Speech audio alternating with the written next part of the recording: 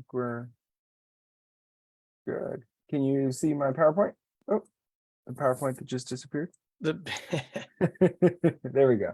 All right, we're good. All right, we are good to go. Hello, everybody, and welcome to another edition of Smart with Your Money Live. I am Chase Peckham, the Director of Community Outreach and Education at the San Diego Financial Literacy Center, the education arm of DebtWave Credit Counseling. And as always, I am here with my cohort, Felipe Arevalo, who's going to lead us on this emotional swim live. Yes, first, again, we're in May, so Mental Health Awareness Month, kind of the theme of the swim lives, last one and this one. So just signs you're an emotional spender, some of the terminology, because I think we're all a little bit of emotional. I was going to say, we've all got some of that in us. And I'll go over the difference here in a little bit. It's a long presentation, bear with me, but we're going to get through it in about the same time as always. So I may be talking a little faster than usual. First, I'm not a medical professional, so and this is a mental health thing. So if you ever do need a professional, if you ever find yourself where finances or any other reason needing to talk to someone, the National Suicide Prevention Line is now an easy to remember number.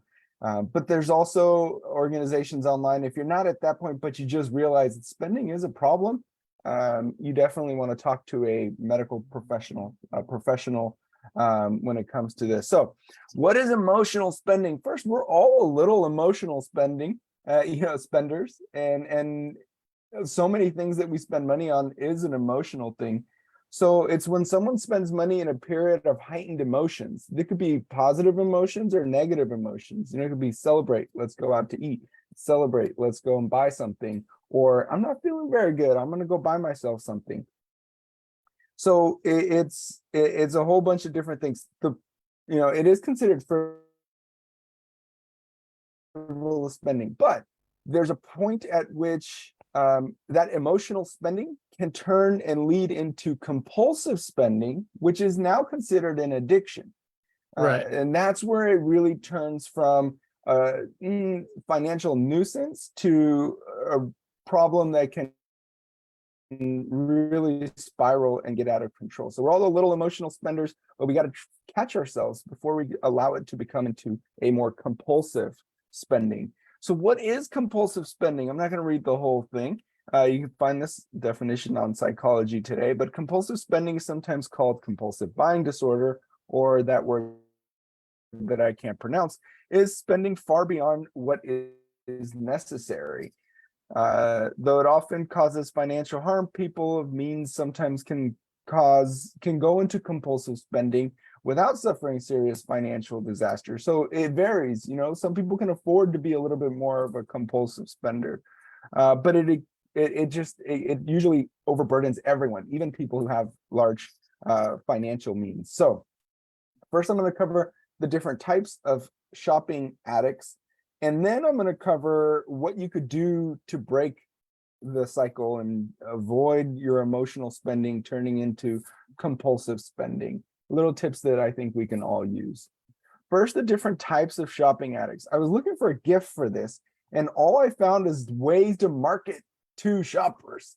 So, you are being marketed to, and the different types of shoppers then leads to how should we market to these different types of shoppers? Because businesses know that it's out there and their goal is to get you to shop. So, they play to these different emotions and everything else. Compulses and emotions. Yeah. That's what marketing is in a large way, is playing on emotions to get you to go do something, playing the right song, playing the right tune, the right visuals to get you to go, oh, I need to go shopping. So first is the compulsive shoppers.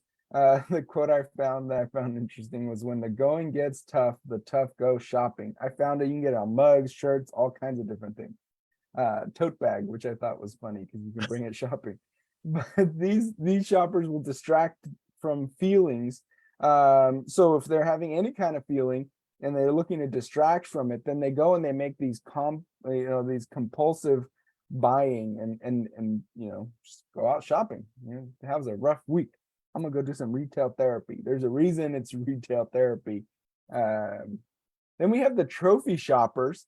They're on the search to find that perfect piece to complete that outfit or look, that final watch, that purse, that, it just like, ooh, I want that XYZ watch. This is like an Instagram account that I follow where they just find all kinds of cool watches and people go to watch meets and all this stuff.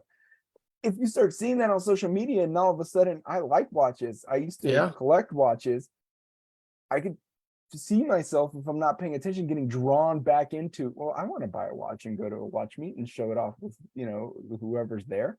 Shoes is probably pretty big on that list, I would imagine, for both men and women. Pair of shoes, that watch, purse, that last little accessory for your car, all the different, there's that. I just need that. Carrie went through bag phase. She went through a purse phase. It's never one more, because once you get that one, it doesn't, all of a sudden you have no need for more. Now it's like, well, now I want that other one, which I'll get to here in a second. But and then you have your image shoppers. These shoppers are going to be looking to make a big splash, big flashy things that everyone's going to see, the expensive cars, picking up a tab at a restaurant saying, hey, everybody, drinks are on me, or this round's on me, or check out what I just got. So they're out to bolster their image through purchases. And can help that through social media and showing what they bought and where they were shopping, what they're wearing, making TikTok videos, which and then they become influencers. Right. Yeah, exactly. Which, by the way, you could follow now the SDFLC. We're on TikTok, which is s.d.finlit is where you can find us. Learning curve, I'm at the beginning of it, so bear with me on the video and the content. But those image shoppers are going to be big. Then you got the bargain shoppers looking for a deal. Doesn't matter what it is, doesn't matter if I need it or not, but I found a sale and I'm gonna buy it. And they've made entire shows about some bargain shoppers going like extreme couponing and whatnot. But you got to be careful if you're out there just looking for that deal, looking for that steal, that next big thing. There's a lot of shows on it, actually. You could find yourself overspending and getting to the point where you're buying things just because it was on sale. Carrie bought a hairbrush one time, and it was $50. And I went, you bought a $50? She goes, oh no, but that's normally $130. I went, for a brush? Right. A hairbrush? And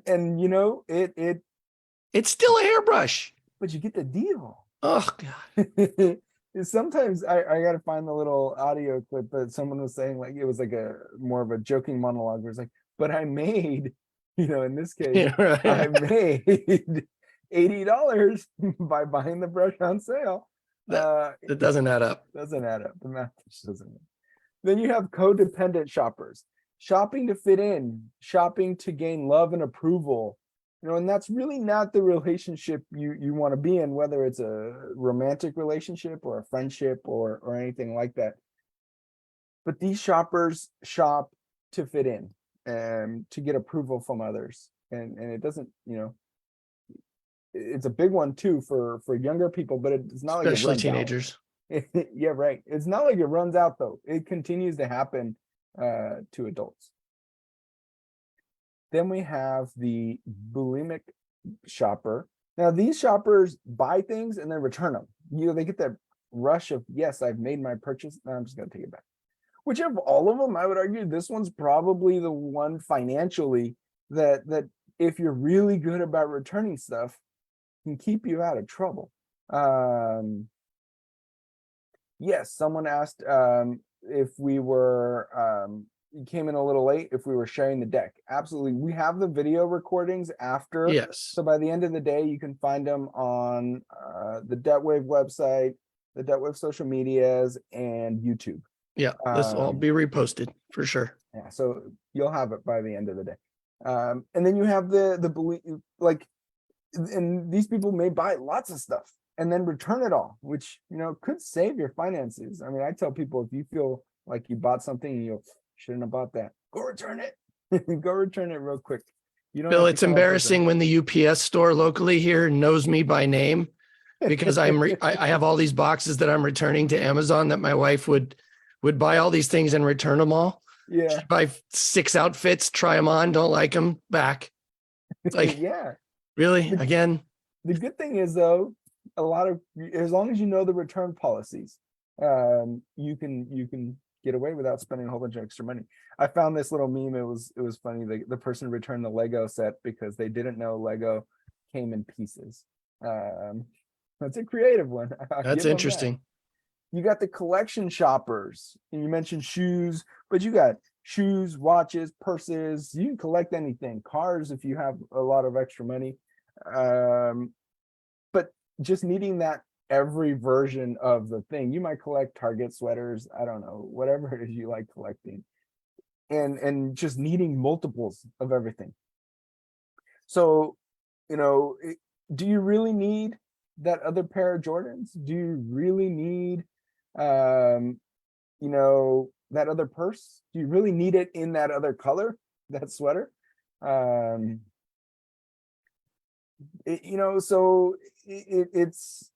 It's really important to look around and say, I don't know, that pile of shoes over there is getting pretty big. Maybe I don't need more of them.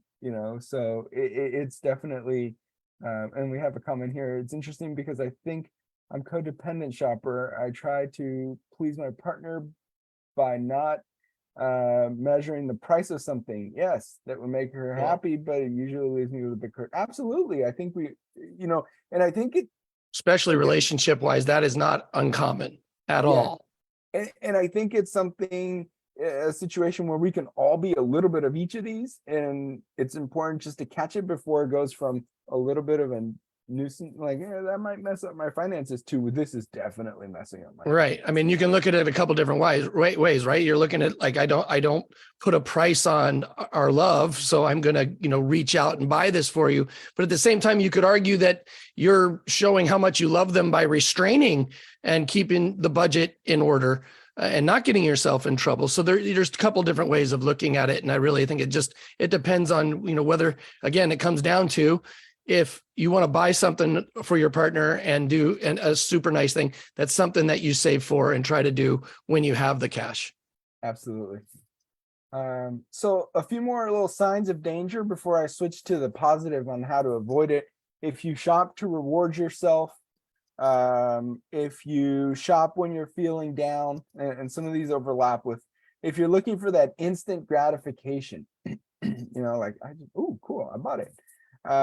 If you feel regret after making purchases, shopping as a pastime, if you're buying stuff and you don't even use it, where you look in your closet from a year ago and stuff still has the tags on it, that was a bad purchase. If it's old and it still has the tag, you didn't need it. if it still has it, not use. So, and then spending Probably got it on sale though. Money. Hopefully you got it on sale.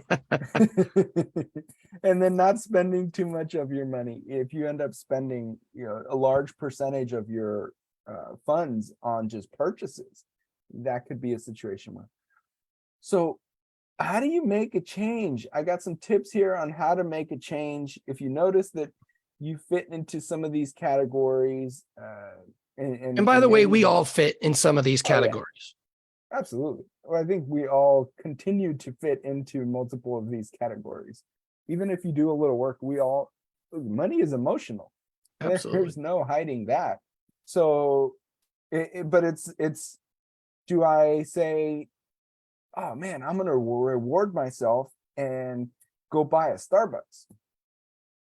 Or do I say, I'm going to reward myself and go buy, go on a shopping spree for $1,000 at REI? There's a difference there in what kind of effect that's going to have on my budget. I'd love to go on a big shopping spree at REI, but that's bad. That's going to really mess up. But if I reward myself with a Starbucks, I'll be okay.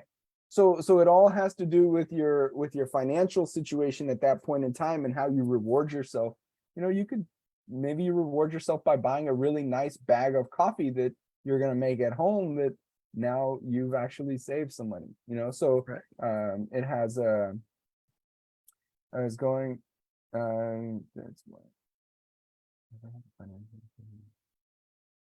yeah, absolutely. And it has a lot to do with your childhood and upbringing and whether or not money was talked about and how money was framed and talked about within your family unit, within your friends group circle, in the media that you consumed. And sometimes it's a matter of creating that extra understanding. And this is just the beginning part of it, but looking more into it can really benefit people. Sometimes it's an awareness thing where you realize, oh, I didn't even realize that that was happening or that I was that in that situation. I should change it. Whether you realize you spend too much at Starbucks or too much on Diet Cokes at a drive-through, once we see it, we go, oh, maybe I need to make a change. So first way to avoid some of the problems is avoid the stores and your fellow shoppers. If you have a group of friends and they like to shop and you like to shop with them, I don't know if my friends watch this, but I know in college I had a group of friends. They better watch this. So Zach and Anthony, I'm looking at you. We just go shopping because we had nothing else to do, and it was a situation where it's kind of something we did. Like, hey, let's go to the outlet stores. Let's go do this.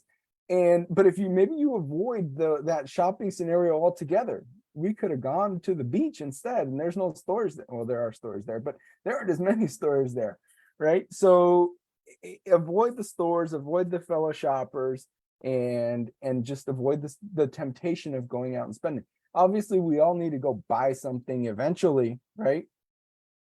So when you do go shopping, have your budget, keep your budget, and put your credit cards away. And you don't have to cut them up, but just maybe you don't bring them with you when you go shopping. You're going to go back to school shopping, for example, and you're going to allocate, you've saved up X amount of dollars for back to school shopping. Only bring that amount of money. You don't bring the credit cards. Now you can't overspend. You're going to, buy dog food because you got to feed your dog. You know how much the dog food costs. Bring cash for the dog food. Don't bring your credit cards. Now you're sitting there like, ooh, I want a doggy treat and I want, some toys for my dog and I want all this stuff at Petco. You just brought enough money for the dog food because that's all you needed. And then you walk away without having to spend extra. Which kind of brings me to sticking to your list. Make a list at the grocery store for back to school shopping, for what you need for your puppy, whatever it is, and then stick to that list. And that can go a long way to making sure that you don't just start throwing things into your cart and you come out of there thinking, this is big if you go to like a big store, like a Costco or Sam's or something like that.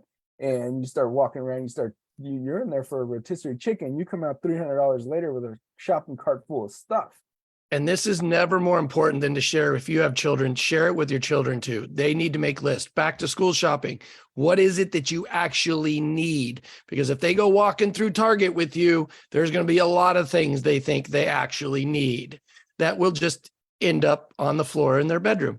Yeah. Or you end up at the end of the school year like, you didn't even open that. Right. You still have the one from last year. I don't need to buy you another one. You didn't open the glue last year, so you must not use glue that much anymore in the 4th grade. So stick to your list, whatever your list happens to be. And then that'll help you differentiate to needs and wants. Ask yourself when you go I know you're like, oh, here he goes talking about needs and wants again. But you ask yourself if you're putting something in your shopping cart, whether it's your physical shopping cart or your digital shopping cart or on the phone or on the computer, do I really need this? Is this something I need, or did I see it on sale? Now I want it. Well, I'll tell you what, Phil, I needed that queso from Costco, that new queso they got out there. I needed that pretty bad. Sometimes you do, and things can be both a need and a want. Food is a tricky one. Kids are like, Dad, queso again? See, now I'm going to Costco next week. I'm gonna have to look for the It's concept. amazing, by the way. So, but someone said I read shopping hungry is a terrible idea. Oh, absolutely. I This is my number really one fault. is shopping hungry. Yep. And then you start looking around, you're like, ooh, that looks good. That seasoning looks good. You know how expensive seasoning is? Like I buy every kind of seasoning in the world. It's like that. And at the end of the day, if you use it all up and you use it to cook instead of eating out, you end up saving some money. I just put it on my air fried fries. There you go. If you power burgers. through it though, and it doesn't go bad, and it kept you from buying the food. I'm trying not to eat fries, so I probably shouldn't buy the good seasoning. That's the problem. There's that drawback. I found this truffle Parmesan seasoning the other day that was just, oh my gosh, it was like life-changing. Chase is just adding to my Costco shopping list. Sorry. But I want it too. So, the things could be both, needs, wants. You may need a laptop, you want the new MacBook.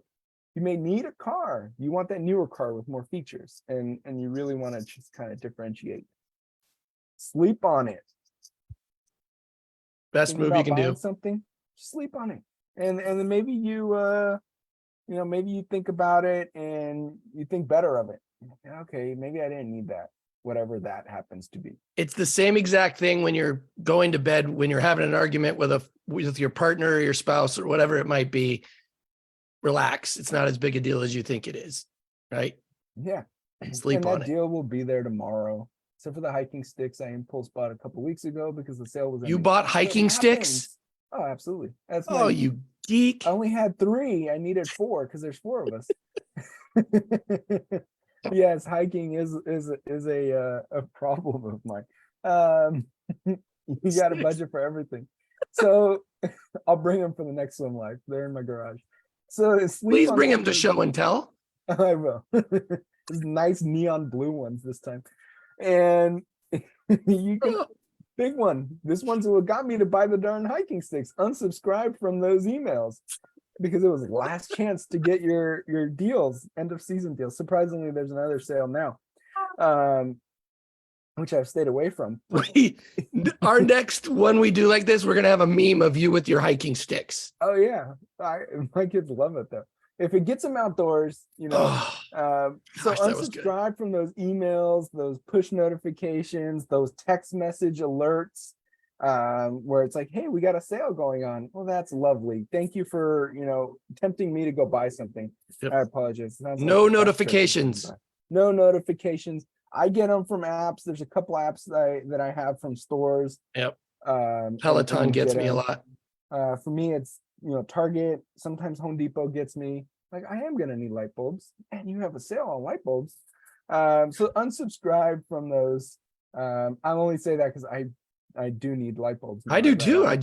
You just reminded me. And the good thing is though, my you patio can buy lights it on out. the app, and you can, when you buy it on the app and you get curbside pickup, this is one of my big ones to avoid the store. They only bring you the stuff you bought. You don't get sucked into buying all the different things that you see on sale. So I actually like curbside pickup for that, because you buy 5 things, you buy 1 thing, they bring you what you bought, and you don't get tempted to buy anything extra, which is a cool one. My wife did too. Know what causes you to shop, and if your phone knows you better than you, a little bit of an issue there, because your phone's helping you spend money usually, not save it. So know what causes you to spend. If you had a hard day at work, if the kids are just being, difficult, if you're hungry, don't go shopping. Know what causes you to overspend, and then avoid those triggers, flip them around, or catch yourself and be like, man, I know I spend when my kids are having a rough day. So my kids are having a rough day today, I'm going to make sure I don't spend, or whatever the case may be. And then, we've mentioned it already, and I just throw it in whenever I can. Find a different hobby. Go hiking. There's no stores out on the trails. Sometimes you buy stuff to go hiking, but there really isn't. Go to the beach. Go for a walk in your neighborhood. You don't have to go far. You don't have to, just get out, find a different hobby. Pick up a a guitar that you purchased a long time ago because it was on sale and learn how to play the thing. Oh, I hope my wife's not watching. She seemed to like, which guitar, which of the three? You know, find that other hobby and to distract yourself so that you're not shopping on your downtime. And then lastly, very important, especially with May being mental health awareness month, seek help to manage your emotions. You know, if the reason for your over shopping has become compulsive in nature, as opposed to just the regular emotional, you may need to talk to a professional. You know, talk There's to a void for therapist, something. and it may go far beyond just buying stuff. Right. And it may go far beyond the money. And I think if you can address those potential underlying causes, you might be able to better control your over shopping. So that's it for us. Any questions? Yes, Phil, where do you buy your walking sticks? Oh, you can get them anywhere. They have them at, a serious question, they have them at Costco right now on sale. I wish I had seen them there. But I usually, which is where I got my other two pairs, but this most recent one I bought at REI. I'm so sorry. I have no idea why this is getting my funny bone so much, but it is. God, I gotta go get the awesome set of walking sticks. It was like 11 p.m. and I purchased them. Of course it was. Bad. It's so bad. I should have just gone to sleep. But it is something. I say that, but I got my Freddy's burgers and steak fries seasoning at my doorstep last night. Yep, So, all got our thing. Yeah, so there's no questions. You can always continue learning. We have a podcast, some like 160 something episodes in there. It's called Talk Wealth to Me. You can find it on our website. You can find the replay of this again on the DebtWave page later today, and on the social media platforms and YouTube, DebtWave Credit Counseling Inc. on YouTube.